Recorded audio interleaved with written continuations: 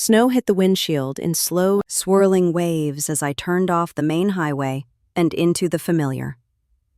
Back roads leading to my dad's house. The world outside looked quiet, almost peaceful. The kind of winter silence that makes you believe a good memory might finally happen. I remember thinking that maybe this Christmas would be different. Maybe driving 2 hours through ice and wind would finally mean something. I was gripping the steering wheel so tightly that my fingers ached, but I kept whispering to myself to breathe. Just breathe. Before I go on, I want to ask you something. What are you doing while listening to this story right now? For me, I was on that long, frozen road, hands shaking just a little, trying so hard to believe my family would finally feel like family. Chloe kicked her boots lightly against the back seat, humming one of those old Christmas songs kids learn in school. She was 7 and still believed that holidays meant something magical. I wanted to believe that for her. I wanted to believe that driving 2 hours in icy weather to a house that had never once felt warm to me was worth it. I wanted to believe I could give Chloe the family picture I never had. The car tires crunched over the frozen driveway as I pulled up in front of Dad's house.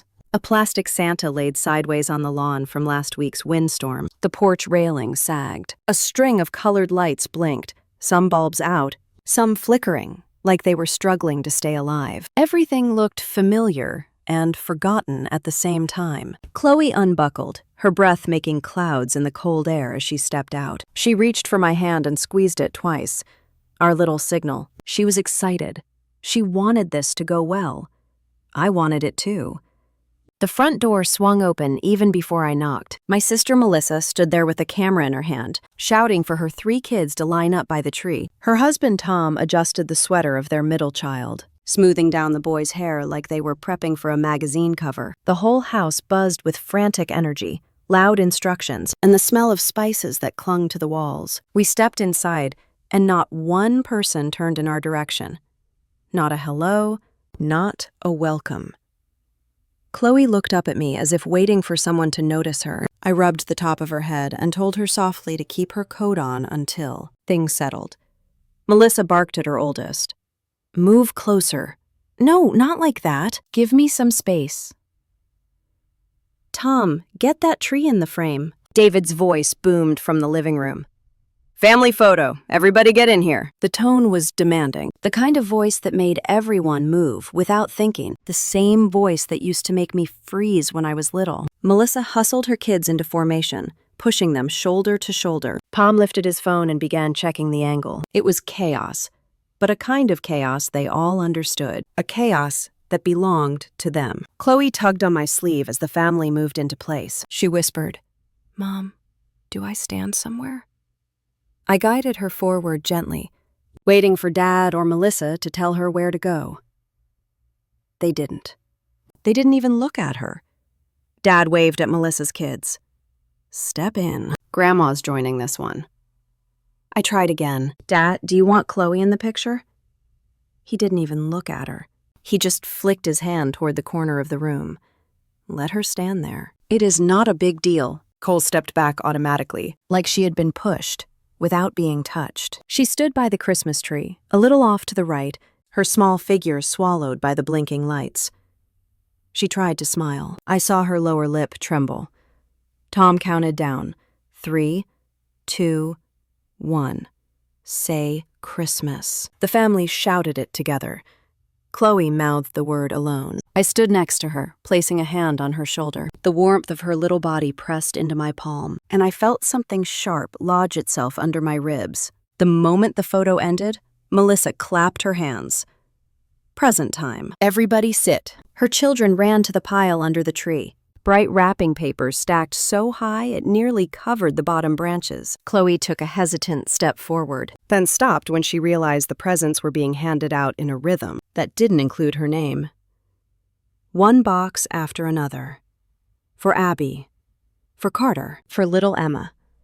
Their names were printed in gold script on shiny tags. They squeaked, tearing each box open with the dizzy joy only kids with too many gifts can have.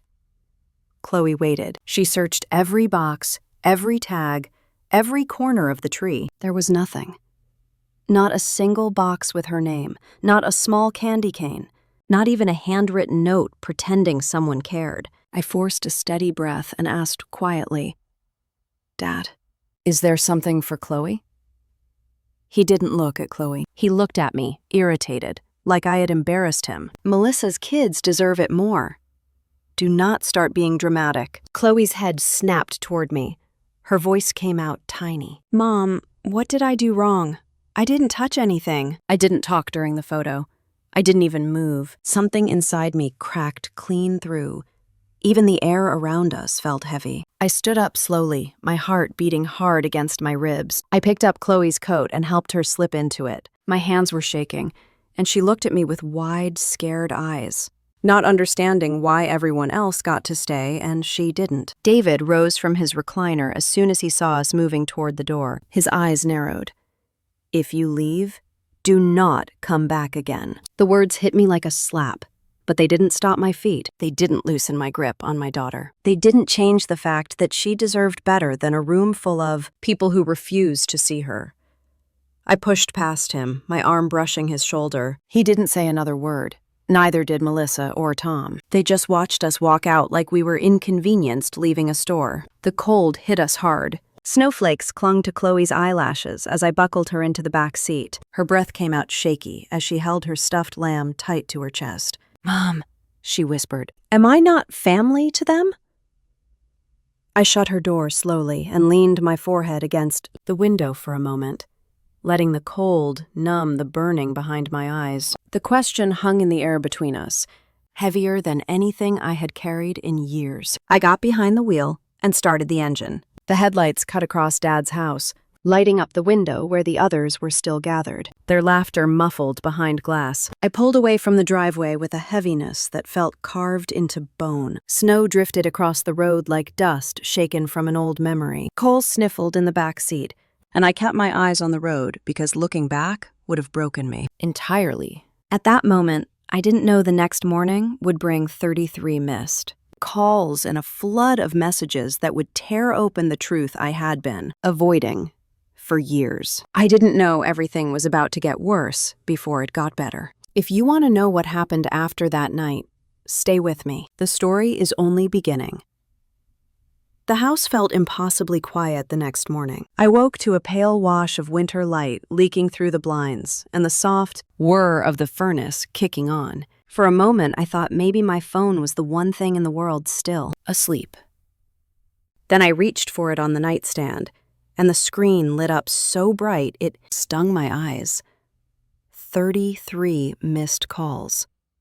My chest squeezed tight. Every notification hovered at the top of the screen like a warning. Dad, Melissa, Mom, a few cousins I barely spoke to anymore. 3 voicemails, 16 text messages, a new group chat I had been added to sometime after midnight. Chloe was still curled up beside me, her hair fanned across the pillow. She had climbed into my bed in the middle of the night without saying a word. I brushed a strand of hair from her cheek and slipped off the mattress quietly, tiptoeing into the kitchen before opening the first message. "You ruined Christmas." Another one arrived before I could finish scrolling. "You embarrassed this family." What kind of mother storms out like that? Then another. Chloe was rude. "You need to teach her better." I blinked at the word, feeling the familiar ache behind my ribs spread like heat. None of these people had looked at Chloe long enough to know what her voice even sounded like. And now they were calling her rude? Dad's voicemail notification blinked at me. I pressed play and held the phone close to my ear. His voice came through thick, bitter, the way it sounded when he drank too fast or felt cornered. "From now on, I do not consider you my daughter. Do you hear me? You made a fool out of all of us. Do not contact me until you can admit what you did." I pressed my thumb to my forehead and let out a slow breath. My hands were shaking again. I could still see Chloe from last night looking at me across the dark car, asking if she was still family. I swallowed the rising burn in my throat and put the phone down long enough to steady myself. More messages kept popping in. Someone from Dad's side of the family wrote that Melissa said I had blown up for no reason in the middle of presents, that I had grabbed Chloe and run out like a crazy person, that I had been teaching my daughter to disrespect her elders. The words spun together like a whirlpool, each one tugging at some old wound I thought I had patched long ago. Then a cousin from Dayton sent a photo. The new Christmas picture, the same living room we had left 12 hours earlier. Everyone grinning, holding cocoa mugs, their arms linked. Melissa's kids in matching pajamas. Dad smiled like nothing in the world had gone wrong. Mom leaning in against him. A brand new picture, as if Chloe and I had never existed. Something was still inside me, a kind of clarity that did not scream. It just settled. The phone buzzed again, but the name on the screen made me pause. Linda Harper. She had been Dad's neighbor for nearly 20 years. A quiet woman with soft gray hair and a habit of leaving small holiday candles on everyone's porch. Merry Christmas, honey. Just checking if you and Chloe are all right. I heard some yelling over there last night. It didn't sound good. I sank into a chair. Linda was the kind of person who never reached out unless she felt it deeply. Her message felt like someone had thrown me a rope while I was sinking. I typed back, "We are home. We are okay. Things were bad last night." She replied almost immediately, "I am not surprised. I have watched the way that family treats you since you were a teenager. Melissa always got the sunshine. You got whatever was left. I am sorry, sweetheart. Some families forget who actually shows up." My throat tightened. I knew Linda meant well. I knew she had seen things over the years that even I tried to ignore. But hearing someone else confirm what I had tried so hard to pretend wasn't happening left me shaky. Chloe padded out of the bedroom, rubbing her eyes. She climbed into my lap without saying a word. I wrapped my arms around her and pressed my cheek to her hair. She was warm and soft and innocent. And all I could think about was how a room full of people had ignored her like she was invisible. Mom's message popped up next. "Your father is devastated. How could you abandon us like that? Call and apologize immediately." Abandon. The word twisted something deep in my stomach. I held Chloe a little tighter. She was tracing circles on the seam of my shirt with her finger, a small habit she did whenever she was trying to understand something big. I whispered, "We are all right." She nodded against my chest and whispered back, "I am glad we left." The phone's vibration paused for a few minutes. Then another long buzz came through. A new message from one of the cousins. "Thought you should see this." Another photo. This time it was a picture of Melissa and her kids in matching outfits, holding a fresh stack of presents in front of the tree. David standing behind them, hands on their shoulders, smiling wide. Someone had written, "Merry Christmas," from the real family across the bottom in bright red letters. I stared at the picture until my vision blurred. Chloe pressed her ear to my chest like she could hear the shift happening inside me. It was not just last night. It had never been just one moment. It was years, decades. Little cuts I had learned to ignore, deep ones I had learned to carry, whole wounds I had stitched together hoping they would magically disappear. But looking at that picture, I finally saw what I should have seen long ago. They were not waiting for me to come home. They were not hoping to repair anything. They were not missing us. They had already cut us out, and they were happy to do it. I set the phone down carefully, like it might break if I wasn't gentle. Outside, the snow kept falling in slow, quiet sheets. A layer was already forming over the driveway, clean and white and untouched, like a fresh start, waiting for a single step. Chloe lifted her head, her eyes calm in a way that felt older than 7. "Mom, are we still going to have our Christmas today?" I brushed hair from her forehead. "Yes, baby. We are going to have our Christmas." I did not know what would happen next. I did not know how far my family's anger would go, or how ugly the accusations would become. But for the first time in my life, I felt something steady rise in me. They had removed us from their picture. Fine, I would remove them from our life. And I could feel the next step coming, like a storm forming at the edge of a quiet sky. Chloe was on the living room floor, coloring on a big sheet of paper she had taped together from printer pages. She was drawing a house with a tree and a swing and a sky full of uneven stars. I watched her for a moment from the kitchen doorway, then picked up my keys. I told her I needed to visit someone for a little while, and asked if she wanted to come. She shook her head and said in that small, steady voice, that she wanted to stay with her cartoons. I called my neighbor across the hall, Mrs. Connor, and asked if she could keep an ear out while Chloe stayed home with the door locked. She agreed without hesitation. We had traded that kind of favor before. Driving back toward Dad's neighborhood felt strange, like I was going in to visit a burned house after the fire had already gone out. Except I did not turn into his driveway this time. I parked next door, in front of Linda Harper's small blue ranch house, with the neat little shrubs and the concrete goose on the porch, dressed in a red scarf. Linda opened the door before I could knock twice. She took one look at my face and stepped aside so I could come in. Her house smelled like cinnamon and coffee, the way it had every Christmas I could remember. There were family photos on every wall, some old, some new, but all framed with care. She wrapped me in a hug that went on just a second longer than I expected. Then she sat me at her kitchen table and poured coffee into a chipped white mug, pushing a plate of sugar cookies toward me like I was still 10 years old. I did not know where to start, so I just told her the truth. I told her about Chloe standing by the tree while everyone else took that family photo. I told her about the mountain of presents for Melissa's kids and the empty space where Chloe's name should have been. I told her about Dad saying I was being dramatic, about him telling me not to come back if I left. Linda listened without interrupting, her hands wrapped around her mug, eyes soft but sharp. When I finished, she sat back with a sigh that sounded like it carried 20 years with it.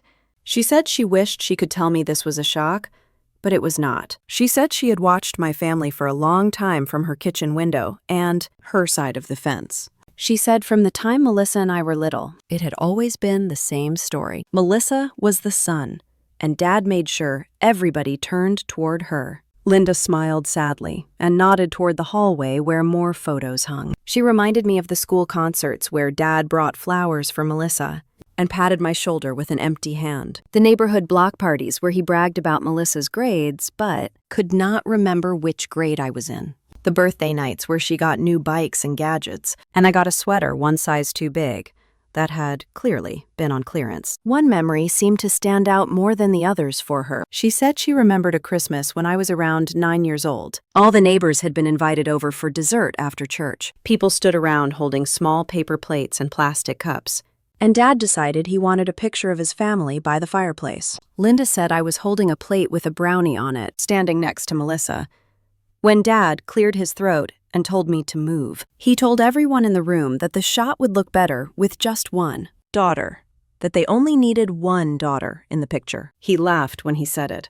Some of the neighbors laughed too. Linda said she watched me step out of the frame, brownie still in my hand, my face blank, as if someone had turned off a light. I could almost feel that old carpet under my shoes again as she spoke. I remembered the itch of the dress Mom had made me wear, the way the room had seemed to lean away from me. I had buried that memory so deep I almost forgot it happened. But sitting in Linda's kitchen, it floated back up, like something that had been waiting all along. I realized that what had happened to Chloe in front of the tree was not new. It was not random.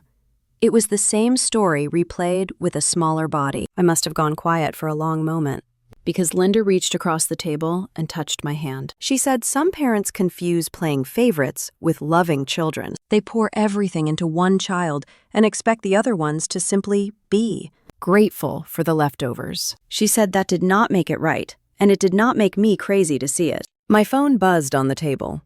I turned it over and saw Melissa's name. I opened the message and read it once through. Melissa said that Chloe had to learn the world did not revolve around her, that kids did not always get what they wanted, and that I was doing her a good disservice by indulging her feelings. She ended by saying that when I calmed down and stopped acting like a victim, maybe we could talk again. I felt my jaw tighten, not from shock, but from recognition. That word, victim, had been tossed at me my whole life anytime I tried to point out something. That hurt. I slid the phone across the table so Linda could read it if she wanted. She glanced at the screen and then shook her head. A quiet mix of disappointment and something close to anger. She said softly that my family had been rewriting history in their favor for a long time. That it was easier for them to call me too sensitive than to look at their own behavior. As if on cue, another message came in, from a cousin I had only seen at weddings and funerals for the past decade. She wrote that growing up, Her parents always said I was too dramatic, that I took things too personally, that I could turn anything into an insult. Seeing those words lined up in a neat little paragraph on my phone made something settle in my chest like a stone hitting the bottom of a pond. It suddenly made sense why every time I tried to speak up in that house, the room would tilt and I would be told it was all in my head. Linda watched my face change and asked what the message said. I told her, and she let out a quiet breath. She said that people who hurt you rarely want to admit it. They would rather label you than look in the mirror. I sat there in her warm kitchen with the hum of the fridge and the faint sound of a car passing outside, and I realized I had spent my whole life trying to earn a place in a photograph that was never meant to include me. I thought about Chloe standing alone by the tree, trying to be good, trying not to bother anyone, and it made my stomach twist. The pattern was not subtle anymore. It was glaring. It was in the photos on Linda's wall, in the memories she recalled so clearly, in the messages on my phone. It was in the way Melissa dismissed my child with a sentence, and the way Dad cut me out again with a single voicemail. I left Linda's house with a hug and a promise to check in soon. Outside, the air was colder, the sky a flat gray. I sat in my car for a minute before starting it, my hands resting on the wheel, not quite ready to move. For the first time, I was not wondering what was wrong with me. I was wondering how long I had been letting them decide my worth. By the time I pulled back into my apartment lot, the sky was already starting to darken. I saw Chloe's small face appear in the window as I parked, her hand pressed to the glass, waiting for me. At that moment, I knew something had to change, and it could not be her. The next morning came with a gray sky and a heaviness that felt like it had settled into my bones overnight. I was finishing a cup of coffee at the kitchen counter while Chloe sat on the floor nearby, stacking her crayons into neat little piles. She was humming under her breath, the same tune she always used when she was trying to feel safe. I was about to ask her what she wanted for breakfast when my phone started, vibrating on the table. Dad's name flashed on the screen. My stomach tightened. He had not called once since the messages the day before. I wiped my hand on a dish towel and picked up, bracing myself. His voice sounded strangely calm, the forced kind of calm that never meant anything good. He said the bank had sent another warning. His next payment was already late, and if he could not cover it soon, the house would slide back toward foreclosure. Then he said he needed me to help just a little more, just enough to hold things together. I kept my voice steady. I told him I had already saved the house 2 months ago, that I had emptied nearly all of my savings for that $78,400 payment. I asked where that money had gone. He hesitated. It was only for a breath or two, but long enough to make something prick along the back of my neck. Then he told me there had been some unexpected expenses. Nothing big, nothing I would understand. He said it as if I were a child asking questions above my level. I told him I did understand. I understood the bills. I understood responsibility. I understood how money worked. I worked double shifts at the hospital. I knew how hard it was to earn $1. I told him if he needed help, he had to tell me the truth. He did not say a word. When he finally spoke, he switched the subject to how unfair I had been on Christmas Eve, how I had embarrassed him, how the neighbors probably heard, how Chloe's behavior had upset the kids. He said none of this would be happening if I had not stormed out of the house. I hung up before the pressure in my throat spilled out through my voice. I sat there for a minute, the silence buzzing in my ears, and something inside me said, check. Just check. When I paid the foreclosure amount 2 months ago, I had been granted temporary access to the online account so I could upload the notarized documents. I had not looked at it since. I typed in the login information with a sick feeling building in my stomach. The page is loaded. I stared at the transaction history until the numbers blurred. Riverbend Casino. Over and over again. Multiple times a week. Small withdrawals, large withdrawals, credit payments, cash advances. Then came a series of purchases from high-end hunting stores and 2 expensive restaurant bills. All of it starting just before the holiday season. My hands went cold. I scrolled further. A lump sat in my throat so tight I could barely swallow. He had burned through the money I had worked for, saved for, sacrificed for, the money that was supposed to protect the roof over his head. He had walked into a casino and handed my years of labor across a blackjack table like it meant nothing at all. I shut the laptop so fast, the sound made Chloe jump. She looked up at me with wide eyes, and I forced a smile I did not feel, telling her everything was okay. My phone vibrated again. A message from Linda. She asked if she could call. I stepped into the hallway and said, yes. Her voice came through soft and worried. She asked if Dad had reached out. When I told her he wanted more money, there was a long pause. Then she told me something that made my stomach twist even tighter. She said the entire town had known for years. Everyone. She said Dad had been slipping in and out of the Riverbend casino for over a year. Decade. That people had seen him there more evenings than not, usually alone, sometimes drinking, sometimes looking like the world owed him something. She said no one wanted to mention it because confronting him had never gone well. His temper was the kind that made people step back. I thanked her, though the words felt thin. When I hung up, I sat on the bottom stair and pressed both hands to my face. I had saved a house that he was gambling away behind my back. The phone buzzed again. Dad called. I let it ring. But he called again and again until I finally answered. His voice came out sharp. He asked if I had transferred anything yet. I told him no. I told him I had seen the bank account. I told him I knew about the casino. There was a long stretch of silence, heavy and dangerous. Then he snapped. He shouted that it was family money, that I owed him for everything he had done. He said I had walked out on him like some ungrateful brat, and now I was making him explain himself. He told me it was embarrassing to have a daughter who did not know her place. I felt something shift inside me. Something that had been bending for years finally straightened. I said he had to pay back what he owed me. I said I would not give him another cent. I said those words with a calm so deep and still, it surprised even me. Another silence. Then he shifted to a pleading tone that felt rehearsed. He said he just needed a little more time, that if I did not help, he could lose the house, that he was counting on me, that Melissa had enough of her own expenses and could not be bothered with his, that it was my responsibility. I told him again that I was not giving him more money. His voice snapped like a rubber band pulled too tight. He told me if I refused, I should not expect to be welcome in his house ever again. Not for holidays, not for birthdays, not for anything. I told him quietly that I had already felt unwelcome for most of my life. I hung up before he could answer. A new message came in almost instantly. Melissa. She wrote that since I had caused a scene on Christmas Eve, the least I could do was fix it by helping Dad with whatever he needed. She ended the message with a short line that felt like a slap. You broke it. You fix it. Pay the money. I stood in my kitchen with the phone in my hand, reading those words over and over. Something inside me finally clicked into place. This was not a new problem. This was not a holiday conflict. This was not a sudden misunderstanding. This was a lifetime of being used, a lifetime of being blamed, a lifetime of being told I should be grateful for less. I looked over at Chloe, still drawing at the table, humming softly to herself, and in that moment, the pattern became painfully clear. They had not just tried to teach me my worth, they were trying to teach it to her, too.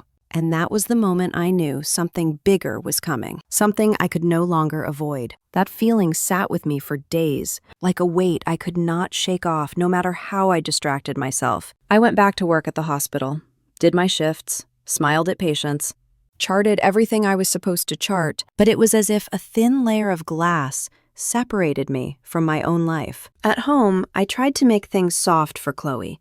Extra hot chocolate, longer bedtime stories, more time on the couch tucked under the same blanket. I could see her trying to be brave, and it broke my heart in slow motion. The voicemails started the second night after I told Dad I would not give him another dollar. The first one came just after 10 in the evening, while I was rinsing dishes. I let it ring through to voicemail because my hands were wet, and honestly, I did not have the energy for another argument. A minute later, I saw the notification.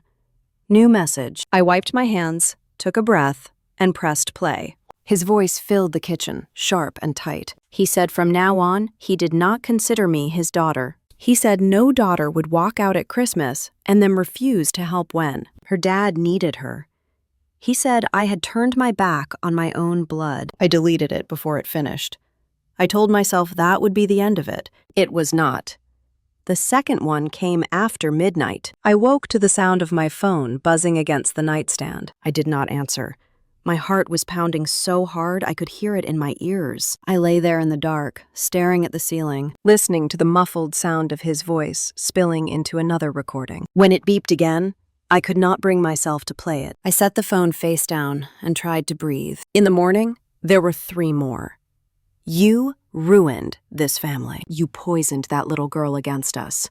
You will regret this. His words stacked up like bricks, each one meant to build a wall around me. I could hear the beer in his voice, the way it always came out when he did not want to feel his own guilt. Once upon a time, those words would have sent me running back, apologizing for things I had not done, tearing myself apart to patch everything he had broken. This time I listened, then pressed delete. My hands still shook, but I did it anyway. Melissa's text arrived just after I dropped Chloe off at school one morning. I was still in the car, staring at the empty booster seat, wondering how we had gotten here, when her name flashed on the screen. She wrote that Chloe had ruined the mood at Christmas, that my child needed to learn the world did not revolve around her feelings, that as a mom, I should be teaching her to toughen up, not encouraging her to act like some wounded princess every time life was not perfectly fair. She ended with a line that made my stomach twist. You let her walk out and show such disrespect. You need to fix the attitude before it is too late. I read that sentence 3 times. My hands started to tingle, a familiar panic swimming up from old places. For a moment, I almost slipped back into that old script, the one where I was always on trial, always defending, always explaining. Then I thought of Chloe standing by that tree, alone and trying not to cry, and something inside me steadied. I did not respond. I set the phone down and focused on the school building in front of me. Kids were streaming through the doors with backpacks bouncing, some laughing, some dragging their feet. For the next week, Chloe started saying her stomach hurt most mornings. At first, I thought it might be a virus going around. Then I noticed the pattern. She was fine on the weekends, fine in the evenings, fine when we were in the craft aisle at the store picking out stickers or paint.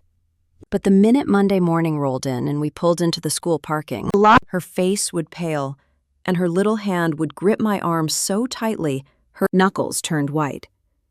One Wednesday, she refused to unbuckle her seatbelt. She sat there with tears filling her eyes, her bottom lip shaking. I do not want to go in, she said, her voice barely more than a whisper. I asked if someone at school had been mean. She shook her head. I asked if a teacher said something that hurt her feelings. Another shake. I do not want them to forget me, she finally blurted. What if they forget me like Grandpa did? The words hit me so hard I had to bite down on the inside of my cheek to keep from crying. I unbuckled my own seatbelt and climbed into the back to sit beside her. I pulled her into my arms and let her press her face into my shoulder. No one here is going to forget you, I said softly. Your teacher sees you. Your friends see you. I see you every single day. She mumbled into my sweater. What if they stop? What if I am too much or not enough? That afternoon, I got an email from the school counselor, a woman named Mrs. Hayes. She asked if I could come in for a quick meeting about Chloe. I replied yes immediately and spent the rest of my shift with a tightness in my chest. We met in a small office next to the nurse's station, a room with soft lamps and posters about feelings on the walls. Chloe sat in the reading corner, flipping through a book while I sat in a chair, facing the counselor's desk. Mrs. Hayes was kind-eyed and patient. She said she had noticed Chloe coming to the nurse's office more often, complaining of stomach aches on days when there were group activities. She said when she asked Chloe how she felt, my daughter used a word most 7-year-olds did not use in that context, invisible. She said, Chloe feels invisible sometimes, like the important things are happening somewhere else, and she is watching from outside. The room went quiet for a moment. I could hear the faint hum of the heater and the muffled sound of kids running down the hallway. I swallowed and asked if Chloe mentioned where she felt that most, at school or at home. Mrs. Hayes said she did not push too hard, that she wanted Chloe to take the lead. But she did say one thing that stuck. She said she told me there is a place with a tree and lights where everyone smiles for pictures. but she is not in them. I had to grip the arms of the chair to keep my hands from trembling. I thanked her for telling me and promised I would do whatever I needed to help my daughter feel seen. On the drive home, Chloe was quiet. I asked if she wanted to get ice cream, even though it was freezing outside. She nodded, a small, hopeful motion. And for a little while, we let ourselves talk about sprinkles instead of hurt. Feelings.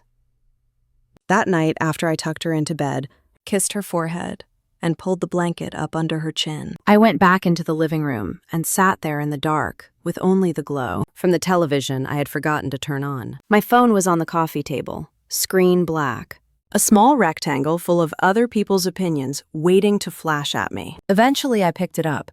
5 missed calls from Dad, 2 new voicemails. I stared at the notification for a long time before I pressed play. His voice came through colder than before, like ice over deep water. He did not yell at first. He said I had turned everyone against him, telling lies about his gambling, making him look like a fool. He said I was tearing the family apart with my selfishness. He said a good daughter would have understood that men have stress and need an outlet. In the next message, his tone changed, sharper, almost gleeful in its cruelty. He said I thought I could just walk away and keep that child all to myself, like some kind of prize. He said if I did not come back and apologize, he would make sure I did not live in peace. He said he had ways of making things difficult for me, that he was not afraid to use them. I sat there frozen, the phone warm against my ear, his words washing over me in waves. It was not just anger anymore. There was something calculated under it, something that made the hairs on the back of my neck stand up. I ended the message and stared at the wall across from me. The lamp cast a soft pool of light on the carpet, the same spot where Chloe liked to lie and draw. In my chest, my heart was pounding hard enough to make my own breath feel loud. For years, his threats had always been emotional, cutting off affection, cutting off contact, cutting me out of pictures and gatherings. This felt different. This felt like a man who had run out of charm and was reaching for whatever weapon he had left. In the next room, Chloe shifted in her sleep and let out a soft sound, a tiny whimper, then settled again. I listened closely until I heard her breathing even out. A chill moved through me that had nothing to do with the winter outside. Something bad was coming. I could feel it long before I could see it. It showed up on a Thursday afternoon in January, when the snow outside had turned gray at the edges and the sky looked like it had forgotten the color blue. Chloe was on the living room rug with her markers spread around her, drawing another one of her galaxy pictures. I was in the kitchen rinsing out a mug, half listening to the hum of the refrigerator and the faint cartoon voices coming from the television. Then there was a knock at the front door, not loud, not frantic, just 3 firm taps. The sound cut through the apartment and made my shoulders go tight. For a second, I thought it might be a neighbor, or a package, or maybe Linda stopping by. But something in me knew it was not going to be that simple. Chloe froze, marker in midair, and looked up at me. Her eyes were already wide. Ever since Christmas, unexpected noise has put her on edge. "Stay right there, baby," I said, trying to keep my voice light. It came out thinner than I wanted. I walked down the small hallway and looked through the peephole. A woman stood there in a dark coat, holding a leather folder and a small badge on a lanyard. Her hair was pulled back, her face calm but serious. My stomach dropped. I opened the door a few inches and managed a hello. "Good afternoon," she said, her voice smooth and measured. "My name is Anna Rivera. I am with Child Protective Services." For a second, the words did not register. They floated in the air between us while my brain scrambled to catch up. She said they had received a report involving my daughter. She used the phrase emotional neglect. She said she needed to come in and talk with us. I gripped the edge of the door so hard my fingers ached. I could hear my own heartbeat in my ears. My first instinct was to say this was a mistake, that she had the wrong apartment, the wrong family. But Chloe was 4 steps behind me now, hiding half behind my hip, and there was no way to pretend she was not here. I stepped back and opened the door fully. "Come in," I said, though the words felt like they belonged to someone else. Ms. Rivera wiped her feet carefully on the mat and stepped inside. She glanced around the entryway, taking in the coats on the hooks, the pile of Chloe's snow boots, the backpack hanging from a chair. She crouched a little so she was closer to Chloe's height and gave her a small, gentle smile. "Hi, Chloe," she said softly. "My name is Anna. I just want to talk to you and your mom for a little bit. Is that all right?" Chloe pressed herself into my side and did not answer. I could feel her fingers clutching the fabric of my sweater, small and tight. We moved into the living room. I tried to see what Miss Rivera was seeing. The tidy couch, the throw blanket, the coffee table with a few crayons and a half-finished coloring page. The bookshelf is crammed with old paperbacks and picture books. The corner where Chloe's drawings were taped to the wall. A whole cluster of stars and houses and stick figures holding hands. Ms. Rivera sat on the edge of the armchair and opened her folder. She took out a form and a pen, then looked at me with a kind of practiced calm. She explained that they had received an anonymous report saying there might be concerns about how Chloe was being treated at home. She mentioned emotional neglect again, that phrase landing like a stone. She said they took every report seriously and needed to do a wellness check. I heard the words, but they did not match the reality in front of me. My fridge was full. My daughter's room was painted the soft color she picked herself. Her backpack was on the hook by the door, her homework folders sticking out where she had forgotten to push it down all the way. I told myself to breathe. "You are welcome to look around," I said. I tried not to sound defensive, but my voice had a slight tremor I could not hide. "We are fine. She is fine. I know this is stressful," she answered, and there was real sympathy in her tone. "My job is to make sure children are safe. That is all." She asked me a series of questions. Who lived in the home? Where Chloe slept? What our days looked like? How long I had been working at the hospital? Who helped with childcare when I was on night shifts? Whether Chloe had any medical issues, any behavioral problems at school? I answered each one as clearly as I could. I told her Chloe had perfect attendance, aside from normal colds. I told her about the school counselor, about the stomach aches on Monday mornings. I watched her eyes sharpen at that, not in a blaming way, but in a way that said she was piecing things together. "Would it be all right if I took a quick look around?" she asked. I nodded. She walked slowly through the apartment, not rifling through things, just observing. She looked into the kitchen, opened the fridge, and closed it again. Shelves lined with milk, fruit, leftovers in glass containers, yogurt cups. She glanced at the pantry, the cereal boxes and canned soup stacked neatly. In Chloe's room, she paused at the bookshelf, running her finger along the spines of early reader books. She looked at the bed with its rumpled comforter covered in stars, the stuffed animals lined up along the pillow. She noticed the glow-in-the-dark stickers on the ceiling, tiny planets and constellations scattered in uneven patterns. Back in the living room, she sat on the arm of the chair again and turned her attention gently toward Chloe. "Can I talk to you for a minute?" she asked. Cole looked up at me first, searching my face. I nodded and gave her hand a squeeze. "You can talk to her," I said. "It is all right, honey." Ms. Rivera scooted down so she was sitting on the edge of the rug, not towering above my daughter, but meeting her where she was. Her voice softened even more. "Do you feel safe here with your mom?" she asked. "You can tell me the truth." Chloe hesitated. I could see the war on her small face, the fear of saying the wrong thing. Then she nodded. "Yes," she said. "I feel safe with Mom." Ms. Rivera asked what kinds of things we did together. "We draw," Chloe said, a little more sure now. "We watch space shows. We drink cocoa. Mom reads to me. She comes to my school." Then Chloe took a breath and added something I did not expect to hear out loud. She said, "Mom protects me from people who do not want me in the picture." The room went very still. Ms. Rivera looked up at me for a brief second, her eyes meeting mine. There was understanding there. Then she turned back to Chloe. "Can you tell me what you mean by that?" she asked gently. Chloe fiddled with the hem of her shirt. "There is a house," she said, "with a big tree and lights. They take lots of pictures there. Grandpa and Aunt Melissa and the kids. They do not put me in them. They forget I am there. Mom took me home. She said I do not have to be where people forget me." My throat burned. I swallowed hard and stared at a spot on the carpet because I did not trust my face. "Thank you for telling me," Ms. Rivera said. "That was very brave." She asked a few more simple questions.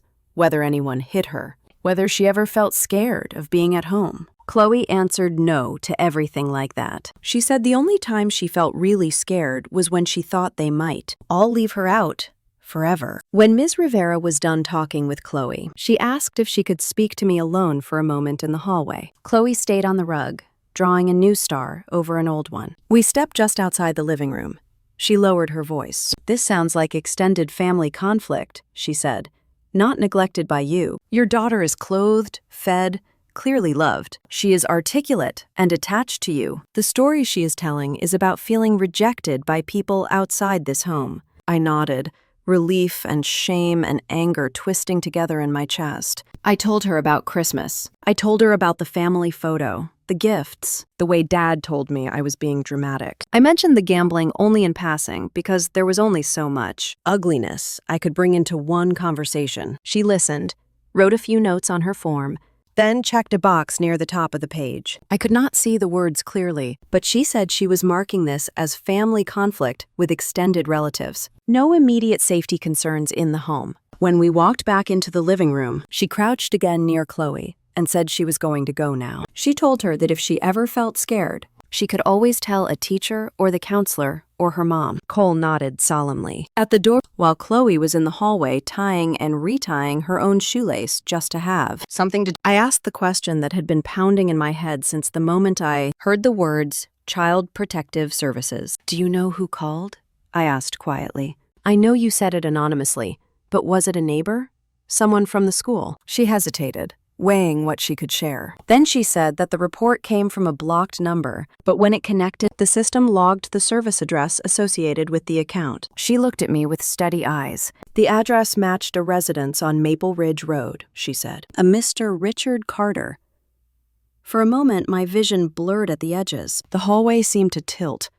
I steadied myself against the doorframe. My own dad had picked up the phone and tried to use the state to hurt me. "Thank you," I managed. She gave a small nod, a look of apology in her face for having to deliver that piece of truth, then stepped out into the cold and walked down the stairs to her car. I closed the door gently and leaned my forehead against it for a second, taking in the quiet hum of the apartment behind me. In the living room, Chloe had already gone back to her drawing.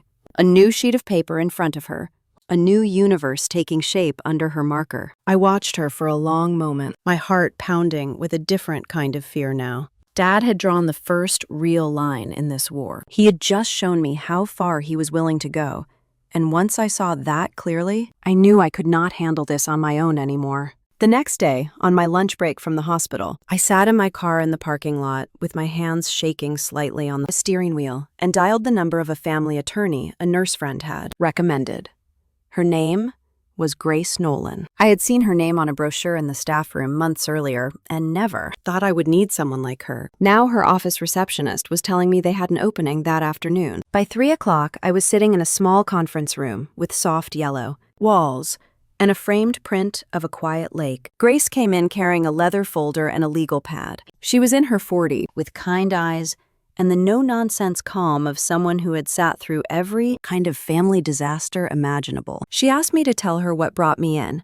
I started with the lighter parts, the Christmas incident, the years of favoritism, the way my dad and Melissa talked to me. Then I told her about the money, the $78,400 I had paid to save his house, and the gambling I had discovered in the bank records. Finally, I told her about the knock on my door and the CPS visit, about Ms. Rivera, and the words emotional neglect. Grace listened without interrupting, taking notes in quick, neat handwriting. When I told her that CPS had traced the call back to my dad's address, she sat back for a moment and let out a slow breath. She said that filing a false or malicious republic to Child Protective Services was very serious. She said the system had to take every call seriously for the sake of children who truly were in danger, but that when someone used it as a weapon in a personal grudge, it could backfire. She said it might not lead to criminal charges right away, but CPS kept records. Patterns mattered. I asked her what I was supposed to do. I told her in a voice that kept breaking that I was scared they would try something else, that they might not stop until they had taken everything from me. Grace said we needed to do two things. One was to document every voicemail, every threatening message, every bank printout showing the gambling. The second was to protect my daughter's future from my dad's reach. She asked if I had a will, a life insurance policy, a retirement plan through the hospital. I nodded. I had filled out the beneficiary forms years ago, when I was still trying to believe Dad would someday become the grandfather I had needed him to be as a child. His name was still there, waiting to inherit if something ever happened to me. Grace looked me in the eye and said that needed to change. She explained that I had every legal right to update my beneficiaries. She suggested I list Chloe as the primary, and perhaps choose a charity or trusted friend as a contingent, but that I should remove my dad completely if I believed he would misuse any money meant for my child. I walked out of that office feeling both exhausted and oddly lighter. On the way home, I stopped by the bank and picked up beneficiary change forms for my small life insurance policy and savings accounts. That night after Chloe went to bed, I sat at the kitchen table with a pen and my heart pounding. On each line where my dad's name had been written in careful letters years ago, I drew a straight line through it and wrote my daughter's name instead. On the contingent line, I added the name of a children's literacy foundation I admired.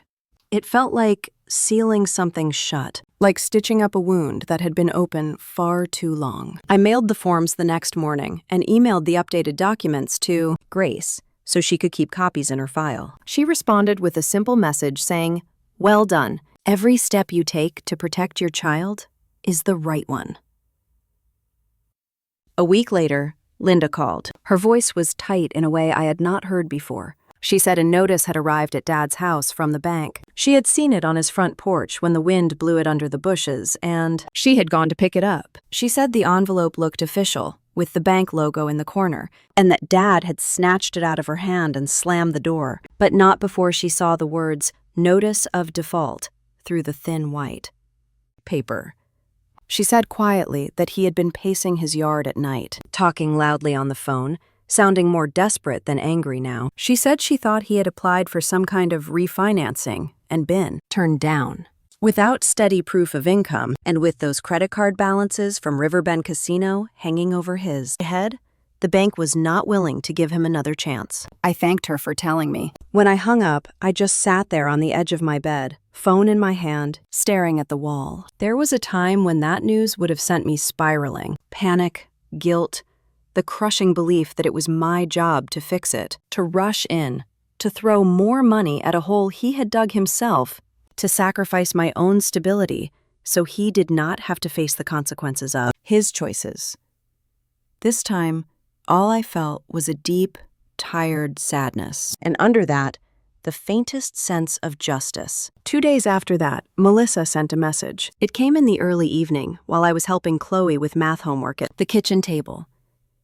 The text preview flashed at the top of the screen. I tried to ignore it, but my eyes caught enough to know I had to read it. She wrote that Dad's house was in trouble again, that he was drowning, that I had caused this by refusing to help. She said he was not a perfect man, but he was our dad, and I owed him. She wrote that if the house got taken, it would be on me, that when the bank came to lock the doors and toss everything out, I should remember I could have prevented it. I looked across the table at my daughter, tongue between her teeth as she tried to add 2 numbers together in her notebook.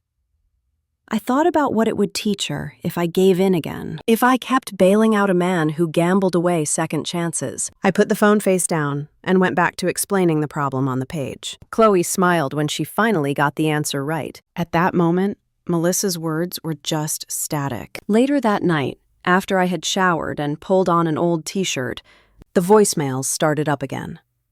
Dad called 3 times in a row. I let it go to voicemail, my heart racing, my mind replaying Miss Rivera's calm explanation and Grace's instructions, too. Document everything. On the 4th call, I silenced the ringer. When the notifications finally settled, I sat on the couch and listened. In the first message, his voice was shaky, almost pleading. He said he was about to lose everything. He said the bank would not work with him. He said if I did not step in, I would be the reason my childhood home was gone. He reminded me that he had put a roof over my head once, that he had fed me, clothed me, and tolerated my attitude. He used that word tolerate like it was a kindness. In the second message, Something snapped. The pleading fell away and the rage came back. He said I thought I was better than him now, that my job and my paycheck and my precious little daughter had gone to my head. He said I was full of myself, that I had turned into some righteous judge, that I had poisoned everyone around me against their own family. In the third message, his voice dropped into a low, ugly tone I knew too well. He said, plain and clear, that I would pay for this, that he would make sure I regretted every choice I was making, that I would not live in peace for long. There it was, not the vague threats I had grown up with, not just hurt feelings or slammed doors, a promise. For a long time, I sat there with the phone in my hand, the apartment silent around me. I could hear the soft rush of the heater, the faint murmur of a car passing on the street below, and the quiet breathing of my daughter asleep in the next room. In the past, a message like that would have sent me into overdrive, scrambling to fix, to appease, to bargain. This time, I let the fear sit beside a new feeling that had been growing slowly over the past weeks. Resolve. I opened my recent calls list and stared at the screen. Then I did something I had never done in my life. I blocked my dad's number. I blocked Melissa's number too, and the family group chat. Every channel they had used to reach me and twist me up inside. I shut it off one by one. The phone went still in my hand, quieter than it had been in months. In the silence that followed, I could feel something in my life shifting, like a house settling onto a new foundation. Dad's world was starting to collapse. His money, his reputation with the bank, the control he had always assumed he would have over me. And for the first time, I was not running in to hold the walls up for him. Blocking their numbers should have brought peace, but the quiet that followed was not peace at all. It was the kind of quiet that comes right before a storm breaks over a town, that is still pretending the sky is clear. Within a week, the rumors started. They always do in small Midwestern towns, especially towns like the one I grew up in, where people still paused at their mailboxes to gossip and pretended they were just being neighborly. It began with a single message from a woman who used to live across the street, from Dad when I was a kid. Her name was Patty, and she had been friendly enough in those days, but she had always carried news faster than the Postal Service. She wrote, "I heard CPS was at your apartment. Are you all right? I hope Chloe is okay." Someone said there were concerns about neglect. My chest tightened as I read it. The way she phrased it made it sound like she cared, but there was curiosity tucked under every word. No one asked questions like that without wanting the whole story to unwrap in front of them. I typed back a short message. "We are fine." It was a false report. I did not add anything else. I did not owe her more than that. But it did not stop there. 2 more messages came over the next day. An old classmate wrote that someone told her I was being investigated. Another neighbor from Dad's block asked if I needed anything, ending the message with a winking face that made my skin crawl. Rumors grow their own legs around here. I felt the old humiliation bubble in my chest, the familiar kind that had chased me all the way through childhood. The next time I drove to Linda's to drop off some cookies, Chloe had helped bake. She opened the door before I could even knock, and pulled me inside like she already knew something was wrong. I handed her the small foil-wrapped plate and sat down at the kitchen table. She brought out 2 mugs and poured tea, the smell of chamomile filling the warm, bright space. I set the cookies down and rubbed my palms against my jeans, not sure how to begin. I finally told her the truth.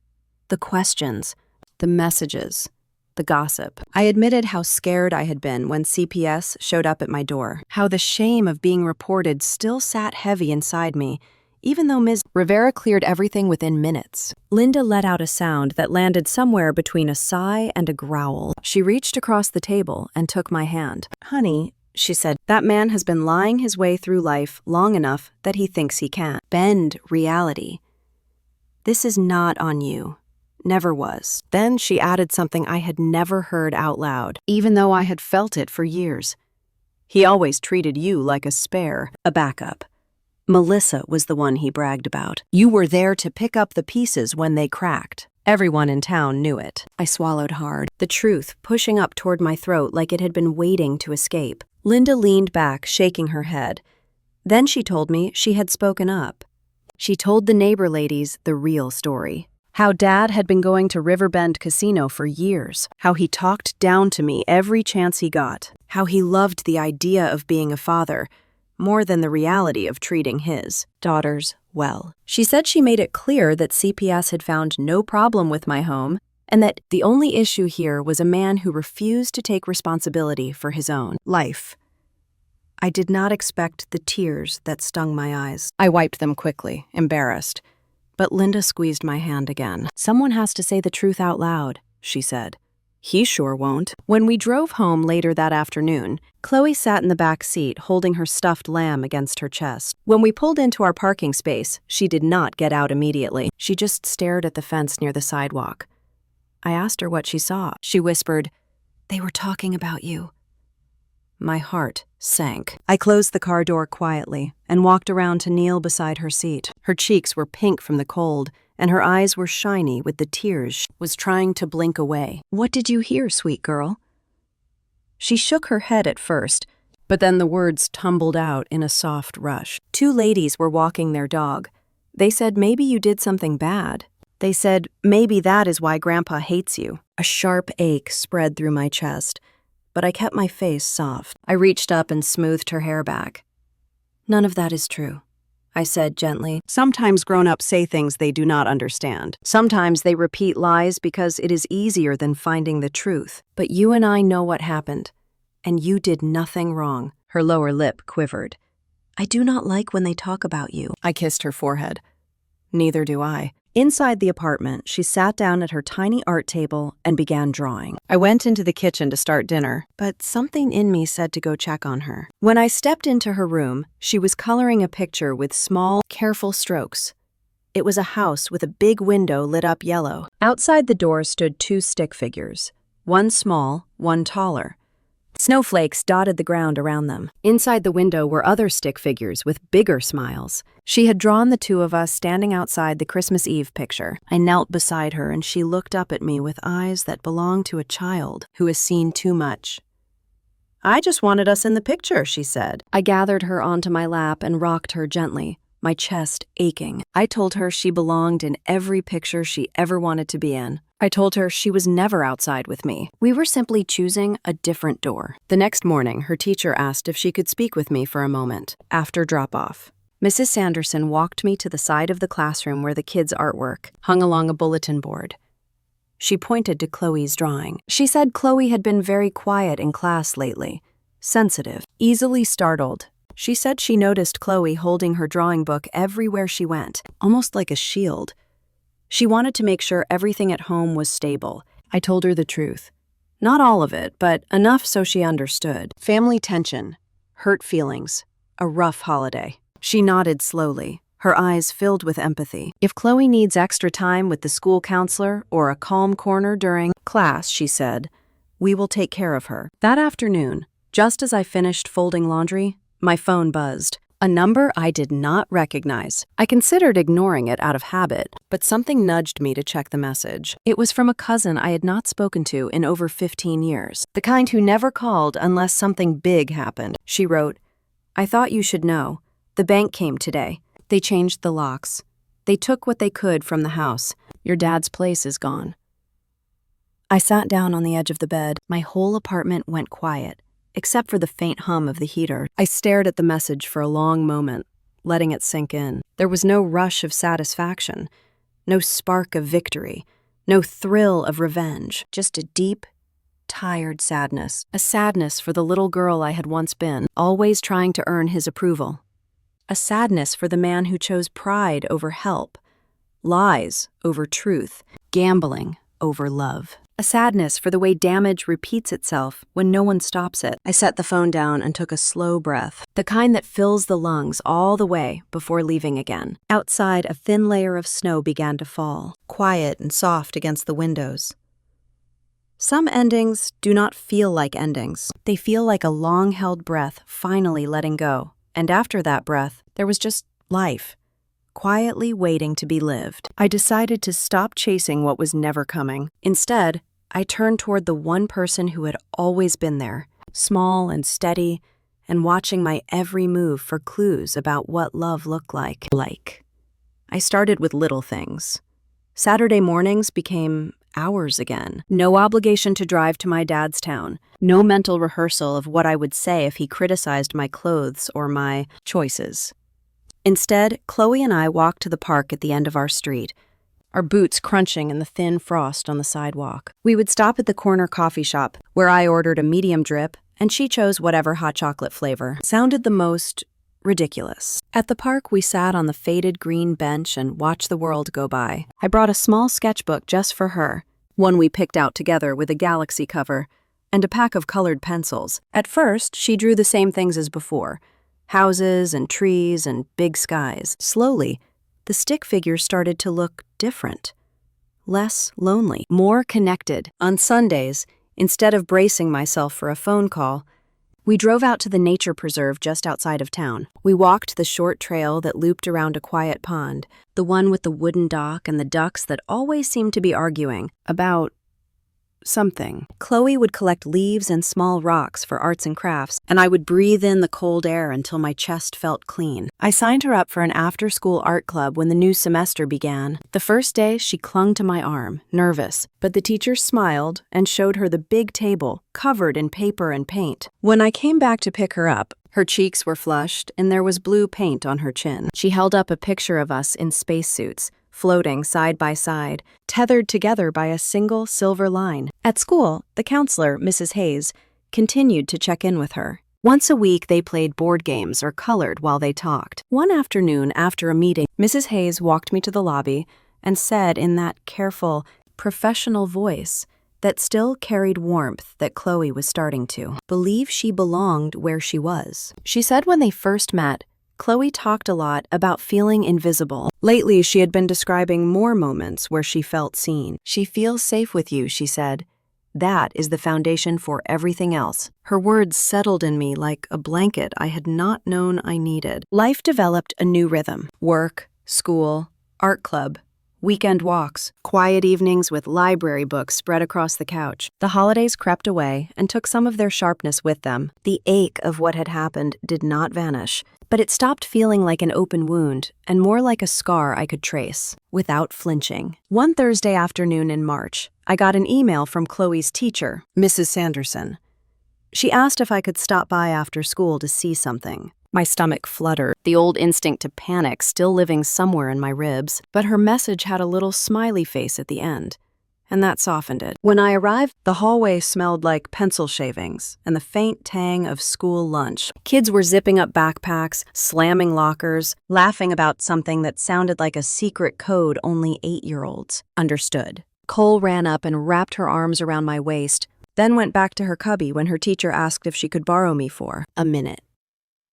Mrs. Sanderson led me to a bulletin board in the center of the hallway. At the top, in bright cutout letters, it said, "Our Family Essays." Below were pages of writing on wide-ruled notebook paper, each one decorated with little drawings. Right in the middle, framed with a construction paper border, was Chloe's. Her handwriting slanted a little, but every word was clear. She had written that family is not just people who share your last name. Family is who wants you in the picture. Family is who saves you a seat and remembers your favorite things. Family is who notices when you are sad and stays anyway. She wrote that her family is her mom, the neighbor Linda, her teacher, and her future dog, if she ever got one. Then she added one last sentence that made my throat close. She wrote, "My mom says I never have to stand outside the picture again." Beside the essay, she had drawn another picture. This time, it was just the two of us in front of a small tree with crooked lights. We were both inside the frame, both smiling. I had to blink hard a few times before I trusted my voice enough to speak. "This is beautiful," I managed. Mrs. Sanderson nodded. She said Chloe had read it aloud in class with a steady voice. She said a few of the kids even clapped when she finished. Then she added quietly that she had shown it to the principal, and he decided to hang it right in the middle of the hall where everyone could see it. I stood there for a long minute, looking at my daughter's words and thinking about the 9-year-old girl I used to be, standing by a fireplace holding a brownie, while my own dad told me the family only needed one daughter in the photo. No teacher had ever seen that version of me. No adult had ever framed my words and put them on a wall. But here I was, watching my daughter claim a truth I had only learned much later in life. On the drive home, Chloe chattered from the back seat about the other kids' essays. She told me one boy wrote that his family was his baseball team, and another girl wrote about her aunt, who lived 3 states away, but called every Sunday. Then she grew quiet and asked a question in a soft voice. "Is it okay that I did not put Grandpa in my family?" she asked. I glanced at her in the rearview mirror and saw the worry in her eyes. "It is more than okay," I said. "You are allowed to define who your family is. Family is who shows up in the ways that matter." She let out a breath I did not know she had been holding and leaned her head against the window, watching the world slip by. A few weeks later, late on a Tuesday night after I put Chloe to bed and sat down with a cup of tea and a blanket over my legs, my phone buzzed with a notification. It was not a call. It was an email. The subject line said, "We need to talk." It was from Melissa. She had never emailed me before. For a moment, I considered deleting it without opening it, but curiosity tugged at me. I clicked. She wrote that enough time had passed, and it was stupid for the family to still be divided. She said Dad had gone through a lot, and losing the house had humbled him. She said he missed his granddaughter. She said we should put everything behind us and come to Easter lunch. She used phrases like healing and moving forward, and wrote that families fight, but always come back together in the end. Then she added one sentence that made my jaw tighten. She wrote, "It is time for you to stop punishing everyone and let us be a family again." I stared at those words, feeling something old stir inside me. Something that used to jump to attention and start making excuses. This time, it did not move. I just watched. I thought about Chloe's drawing of us outside the Christmas house, her essay pinned to the school hallway, the way her face had softened over the past months as she began to trust that I was not going to disappear to chase people who did not want us. My fingers hovered over the keyboard for a long moment as I decided whether to respond at all. In the end, I typed slowly, each word chosen like a stone laid carefully in a path. I wrote that healing had already started in our house, with me and my daughter. I wrote that when she cut my child out of the picture at Christmas and stood by while her kids opened 20 gifts and mine got none, that was the day she chose what this family would look like. I wrote that Chloe deserved a life where love was not something she had to beg for. I ended with a simple line.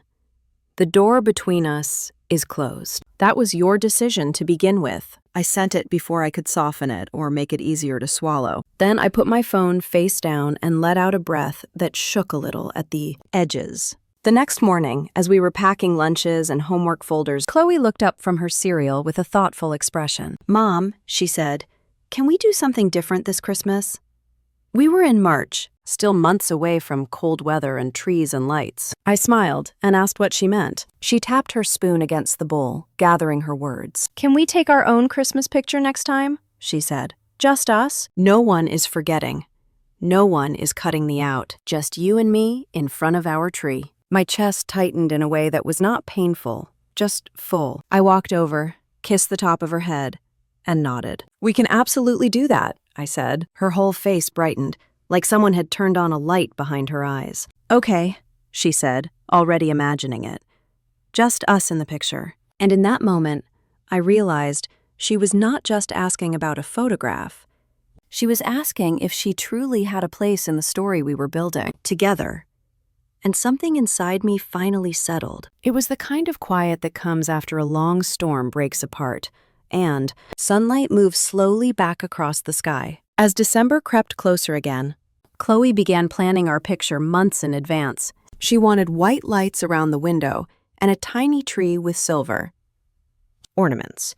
She wanted matching sweaters, the soft kind that did not itch. She wanted us smiling, really smiling, not the tight little pretend smiles she had forced the year before. On the first Saturday of December, we drove to a small photography studio downtown. Snow flurries drifted across the windshield, just enough to make everything look gentle. Inside the studio, the air was warm and smelled like pine. The photographer, a kind woman named Teresa, helped Chloe adjust her headband and let her press the button for the countdown herself. We stood under the soft light, the two of us in front of a backdrop filled with twinkling white bulbs. Chloe slipped her hand into mine just before the shutter clicked. She looked up at me with a grin so open and bright, I could feel it soften, something deep inside my chest.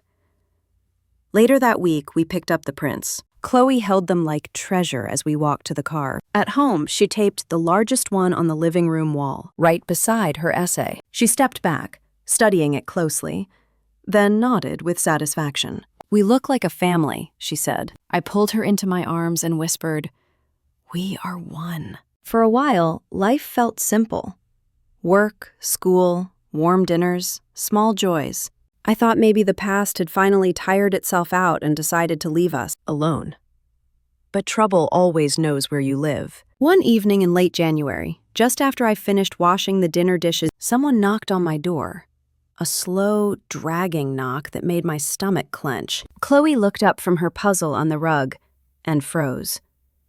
"Stay here," I whispered. When I opened the door, a cold blast of air hit my face. My dad stood there on the landing, thinner than I remembered. Shoulders slumped, a duffel bag at his feet. His cheeks were rough with stubble, and his eyes were bloodshot. He said his house was gone, that the temporary place he was staying had kicked him out after an argument. He said everything in his life had fallen apart. He said he needed somewhere to stay for just a couple of weeks until he got back on his feet.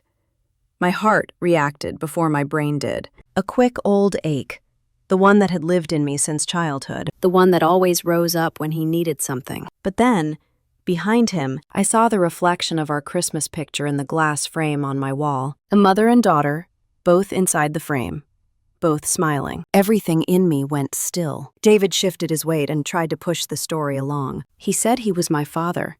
He said I owed him. He said after everything he had done for me, the least I could do was let him sleep on my couch. I thought of Chloe's drawing of us outside the old house at Christmas. I thought of her stomach aches. I thought of her tears when neighbors whispered lies about me. I thought of the CPS visit and the fear in her eyes. I thought of the photo where she stood alone by the Christmas tree, while everyone else posed without her.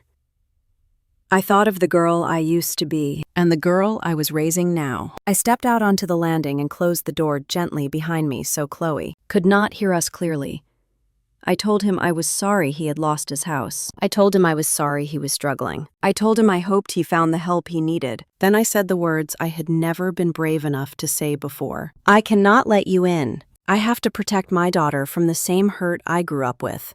I will not bring that back into this home."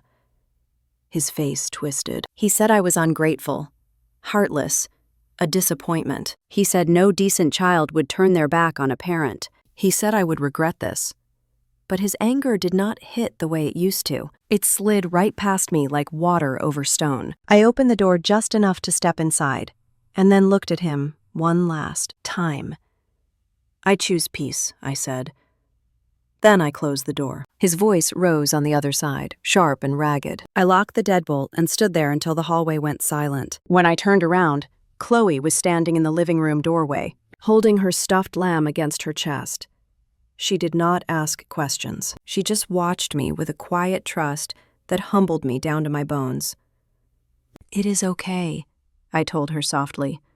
"We are safe." She nodded, small but certain, and walked back to the living room. A moment later, I heard the sound of tape pulling off the roll. I went to see what she was doing and found her standing on her tiptoes, pressing our Christmas picture a little higher on the wall. When she stepped back, she looked at it with the same tender pride she had the day we picked it up. Right beside it hung her essay. "Family is who wants you in the picture." That night, after I tucked her into bed, I sat in the quiet living room and let the weight of the past year settle like snow on my shoulders. Not heavy, just a present. Just real. Some people lose everything before they realize what they threw away. Some people never realize it at all. But some people like my daughter, learn that love can be a place you choose, not a place you beg to enter. And me, I learned something too. The day they cut my daughter out of that picture was the day I finally cut them out of my life. For good. With no doorway left open behind me. If you are listening to this and you have ever been told you were too much or not enough for your own family, let me tell you something from the deepest part of my truth. Silence can be power, and truth can be the loudest revenge. Thank you so much for hearing my story. I would love to know where you are listening from and what integrity means to you.